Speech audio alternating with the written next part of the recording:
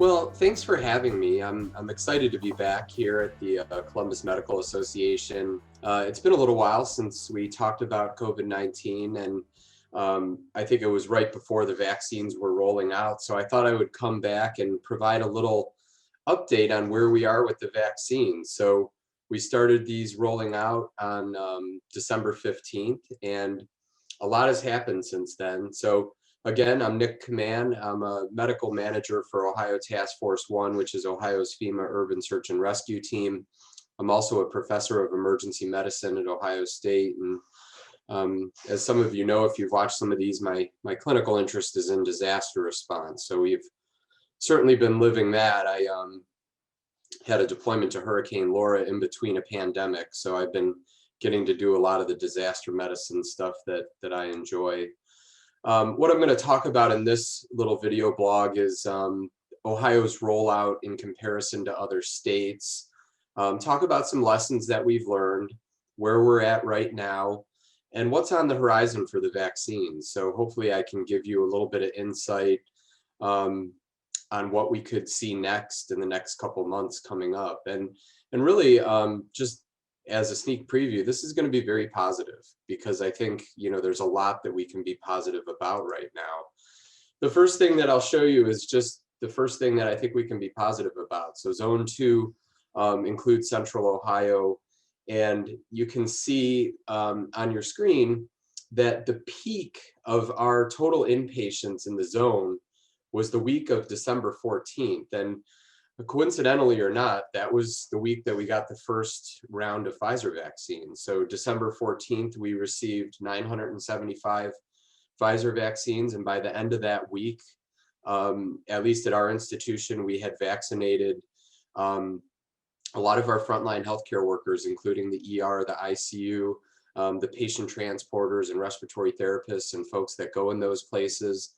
And we continued through that time. And you can see that while we were doing that, about 88,000 vaccines that week went to nursing homes. And although it took them about a week to start vaccinating nursing home residents, we've certainly seen the impact of that. I can tell you that I can remember plenty of shifts where we would get multiple patients with COVID from the same nursing home. So to see that dropping off, I think is really positive. And again, we have a lot to be proud of as both a healthcare infrastructure, as a state, a country, and as healthcare providers. So here's where we are. In the country, we vaccinated about 13% of the population with one or more doses, and about 6% with 2 doses. And this is the Ohio vaccine dashboard from yesterday. And we're about in lockstep with where the state is. I think some of the things that are interesting about this slide is you can see that by age, we're really making an impact. That 80 and over group has gotten the most vaccines. And if you take into account 65 and above, we've vaccinated a lot of high-risk Ohioans. We've talked about it on plenty of other video blogs, but the ages 55 and up is where we see a lot of the morbidity and mortality. So being able to impact those groups, I think, is really important. So let's just take a step back on how this all started. So the National Academy of Medicine released its document on how the vaccines would be allocated on October 5th, and the state of Ohio released its first document on October 16th. And as vaccine kind of planners, this is the information that we went off of when we wrote our plans. And that included all these different healthcare groups, including non-clinical elective healthcare workers and others. So I think, the overarching goal early on with phase 1A was to keep the healthcare infrastructure intact so we could care for all these COVID patients that we were seeing through the months of November and December. This is what the phases looked like with the early guidance. And one of the things that, I hope to provide you is each state has its own guidance and follows its own plan. So the National Academy of Medicine looked at high-risk healthcare workers and first responders, which the state included with the phase 1A allocation. And then older adults in congregate settings or nursing homes was actually in the phase 1B for the state. So again, the states have autonomy to kind of change these as they see fit. And then K through 12 teachers were actually in phase 2 in the National Academy of Medicine document. So as you can see, each state kind of goes by its own guidance as it goes through this. When you think about prioritization, really what you're trying to do is allocate a scarce medical resource. And the vaccine has remained in scarcity, and it is still today scarce. You couldn't just go to Walgreens and get a vaccination if you were just a regular Ohioan without health problems under the age of 65. So what the goal here is to do is to maximize benefits and minimize harms. So how do we maximize the benefit of this resource? And the way we do that is we get it into arms of healthcare workers that can keep the healthcare infrastructure intact. And then subsequently, we start to vaccinate nursing home residents that we know have by far the highest mortality from COVID-19. And I think, we did a good job, and looking at the numbers, it reflects that. But we also want to promote justice. So, you all heard stories of, the rich or, presidents of corporations or people who have social status getting vaccine. And I know, in the region and the state, we really wanted to promote justice by including environmental service workers, healthcare workers, respiratory therapists, doctors, nurses, techs, health sciences students, all these people that share the risk of caring for COVID patients. But while doing that, we want to mitigate health inequities. And I have a few slides on this later on. This has been a tough one, I think, for us. I think communities of color remain under-vaccinated. I think there is some inequity in that if you have a smartphone and you can sign up for 8 different sites, you're going to get a vaccine before somebody who's has an email address or has a smartphone or can navigate the internet. That's a real thing. And promoting transparency has been tough because you just don't know how much vaccine is coming. And, I'm going to talk about this later in the blog. What groups are going to open up next week? There hasn't been transparency on that, frankly. The last guidance that was given from ODH was from February 15th. So, everyone's struggling with this. Who's going to be the next group to go? Well, it depends on how much vaccine we get. And we don't know how much vaccine we get until the Friday before the next week. So it's a very tough scenario. And volunteerism is important too. So, if you just had COVID, you might volunteer to forego your vaccination to let someone who's high risk get a vaccine. I saw a story on the nightly news last night about somebody who forego their spot to let a cancer patient get a vaccine in another state. So again, this is what phase 1A looked like. This was guidance from early December. And I think one of the things that we really struggled with as healthcare providers was we wanted to combat vaccine hesitancy by leaving each of the phases open. And unfortunately, the state made a move that was, a surprise to I think everyone in closing phase 1A. So I can tell you that there were plenty of healthcare workers that had either had COVID, been pregnant, or had some hesitancy. So I struggled with a flu shot in the past. I don't know if I want to take this. I want to kind of wait and see what happens. And when you close one of the phases, it forces people to make a decision. Do I want to get the vaccine or not? And ethically, that's not a great thing for vaccine hesitancy. But this was done as a reallocation. And frankly, in a scarce resource situation, sometimes you have to reallocate your resources to another group. And I think we had heard at the time that there was going to be severely limited supply of the vaccine. And so that vaccine was reallocated to the 80 and over group. I'm happy to report that last week, the governor had said that they're reopening phase 1A. I think they want to get vaccine back into nursing homes, back into nursing home staff, frontline healthcare workers that are new hires or had vaccine hesitancy or got missed. We really need to get those groups. And so I think it's paramount that they reopen phase 1A. And I think it was, a little bit egregious that it closed in the first place. But again, this is this has been, as novel as this virus is, this process is also novel. So everyone's kind of doing the best they can with it. So right now we're in phase 1B in the state. This is Ohioans 65 and older, and those living with severe congenital developmental or early onset disorders. And then the teacher group started and actually is finishing this week. So the teachers, the K through 12 teachers that got vaccinated finished this week. And that's good news, I think, for the population at large, because it opens up more vaccine for other vulnerable adults. And there's been a lot of discussion. So the K through 12 teachers, as I said in a prior slide, from the National Academy of Medicine, that was supposed to be phase 2. And if you think about this from a disaster response standpoint, the virus isn't really spreading in schools. There's good literature both out of the state and from Vanderbilt and other places that looked at, as long as masking, distancing, and hygiene are followed, there's not huge super spreader events in schools. And most of the cases that are brought in through the community. And a lot of the people that work there are young and healthy.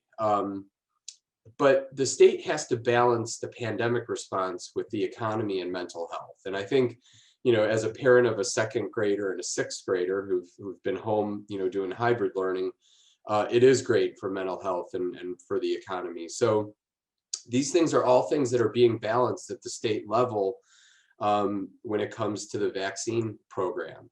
So these are the groups that are vulnerable groups that are allowed to go right now, and they started last week. And these are identified at the state level. So I'll talk about this a little bit further on, but you'll see that end-stage renal disease and cancer are not on this list. And there's some questions about that I'll talk about here in a little bit. As far as crisis standards of care, I mean, what we do when we have a scarce resource is we try to conserve, we may try to substitute, we try to adapt. And one of the things that I thought was really interesting is we now know that there's a robust immune response in people who have had COVID and get 1 dose of the vaccine. So they might get 1,000-fold antibody increase with just 1 shot. And other countries are looking at, in people that have had documented COVID-19, just doing 1 dose of the mRNA vaccine, so either Pfizer or Moderna. And there seems to be really good literature to support this. I haven't heard our country going to this, but I can tell you as somebody who, helped with some of this planning, 975 doses wasn't a lot for 28,000 employees. And so you start to think about how can we stretch this, scarce resource. And I think it could be on the horizon for people who had already had documented COVID to just get 1 dose of the vaccine, which would thereby free up other people to get it. I know this is a little bit of a busy slide. I pulled it from the Kaiser Foundation, but what it illustrates is this. If you look at in the United States, phase 1A, 30 states followed the advisory committee on immunization practices and 21 did not. But if you look at phase 1B, only 3 states are following that early guidance that we all use to write these plans. And 47 states are doing their own thing. And when it comes to phase 1C, it gets continually varied. So, a lot of the disaster response, the pandemic response, I think there's been inconsistent coordination at the federal level, and the states have kind of been left to do, fight amongst themselves for ventilators and PPE, and there hasn't been great coordination. And frankly, I think this is another example of, one state's doing one thing, you could drive over to the next state and something else is happening. So this is just, documentation that that's the case. So I mentioned mitigating health inequities, and I think there's now some efforts afoot to do this, which I think is really great. So this is an example of a COVID-19 clinic from Columbus Public Health that is targeting certain zip codes. And I can tell you that our medical center, the Ohio State University Wexner Medical Center, has a similar initiative happening where we'll be vaccinating, targeting certain lower income zip codes, which will help us target communities of color, people who are underserved. And we know that those groups were adversely and more heavily impacted by the COVID-19 pandemic. So I think this is great. Closing phase 1A, like the state did, kind of took away an opportunity for us to do that within healthcare workers. And I think we're able to do that once phase 1A opens up again as well. So I talked about vaccine hesitancy as a reason why I don't think it's great to close these phases once they open. This is a novel vaccine, and people do have hesitancy for many reasons. They may have had an allergic reaction to something in the past.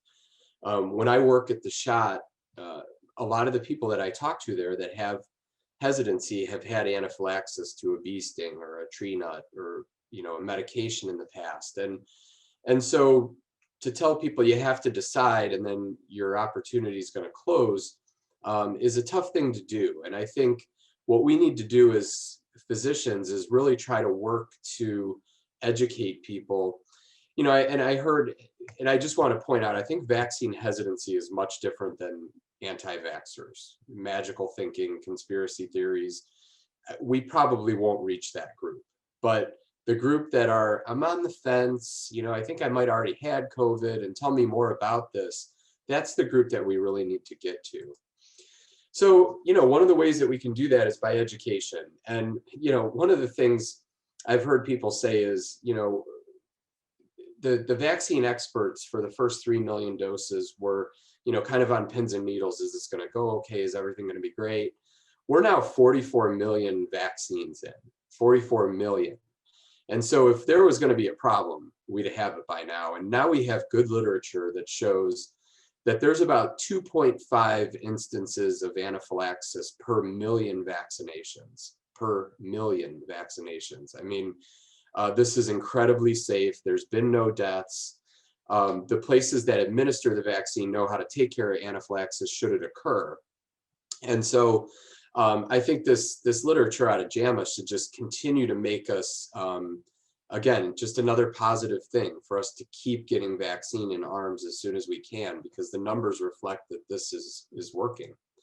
So what's next? As I wrap up, we'll talk a little bit about what's next. So tomorrow, the FDA is going to weigh all the evidence on the Johnson & Johnson vaccine, and the press releases and the early stuff that's out shows a 72% overall efficacy rate, and 64% in South Africa, where a highly contagious variant is there. Here's the important thing. It was 86% effective against severe COVID-19. And one of the things that you have to emphasize, because this is the most important, is there were 0 hospitalizations and deaths. And that's what we're trying to prevent, right? We're trying to prevent the people that get admitted to the hospital and they're there for weeks and weeks. We're trying to prevent the ICU admissions. And frankly, there's about 50% death rate in people who get admitted to the ICU with COVID-19.